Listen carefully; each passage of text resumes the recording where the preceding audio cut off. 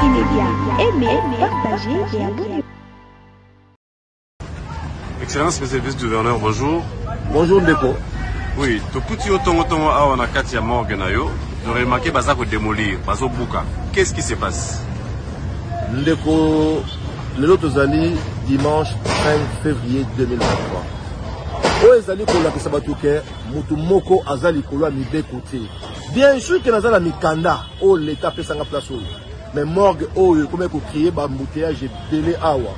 Malgré que sur la population à Kinshasa, c'est une œuvre sociale. Mais dans ce cas, il y a limité Kingabwa, Kinshasa. On n'a pas si limité parce que tout le monde est délocalisé mort et puis ça na balabala. Et zo kende na katia Kingabwa. Ou bien que nous sommes à l'Upango Nabiso, ou bien que nous avons un partenariat na basango oya hôpital Lisi Banase Boué du Bango. Il y a toujours exemplaire à tous les Kambi Kambaka ville, aux Kamba Balabala, aux Kamba Moka, aux Kamba Bavni. Ce que Monique et Lokowana, ils ont créé des ordres. Et Lokowana, ata aux Aki de Mikano, l'été Pesakio. Mon Monique, ils ont créé moi des ordres. Il faut que nous ayons dans le bon sens, que nous ayons dans Nanzela, pour la population, surtout aux ala exemple. Mais que vous retournez dans la question, bongo, garage Nangaï.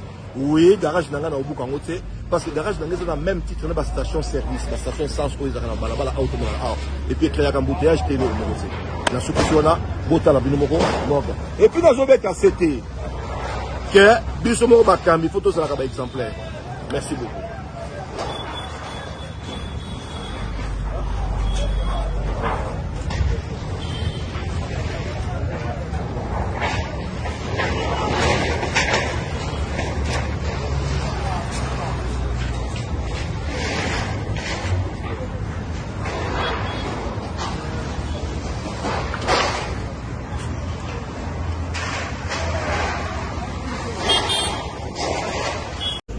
Nous avons commis na Kalamu, na Matonge, avenue à Stadawa, croisement na Oshu. Awa, tout ça passe à Babenga Mwana Kin.